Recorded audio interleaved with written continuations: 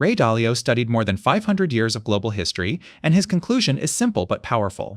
And so maybe I could just give you a sense of that. Because I wanted to study the rises and declines of reserve currencies, I studied the last 500 years of history because they take a while. And when I learned through that exercise is the same thing happens over and over again. And it's like a movie for me. It's like watching the same movie happen. So what does that movie look like? Markets do not move randomly. They move in cycles. According to Ray Dalio, the same patterns repeat again and again, like a movie playing on repeat. He identified 5 major cycles that explain what is happening in today's markets. The first and most important is the debt and credit cycle. Countries and individuals borrow money to grow. As borrowing increases, economic activity expands. Over time, debt keeps rising faster than income. Eventually, debt becomes too large to service. At that point, the system breaks, leading to recessions, financial crises, or major policy interventions.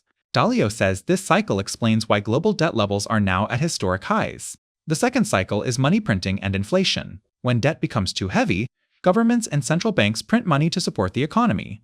In the short term, this boosts asset prices like stocks and real estate.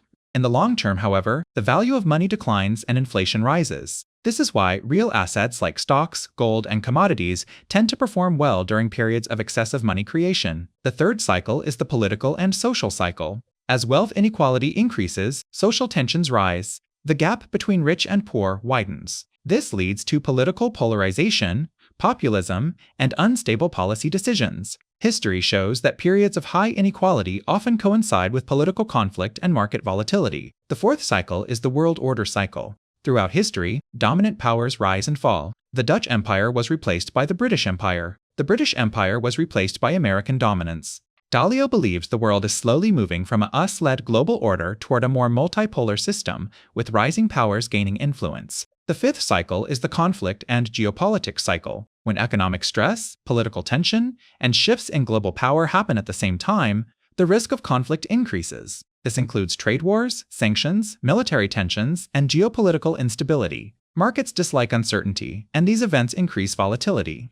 Ray Dalio's message is not about fear. It is about understanding. Cycles do not mean collapse. They mean transition. Investors who understand cycles do not panic. They adapt. History does not repeat exactly, but it often rhymes. Understanding where we are in these cycles helps us think long-term instead of reacting emotionally to short-term noise.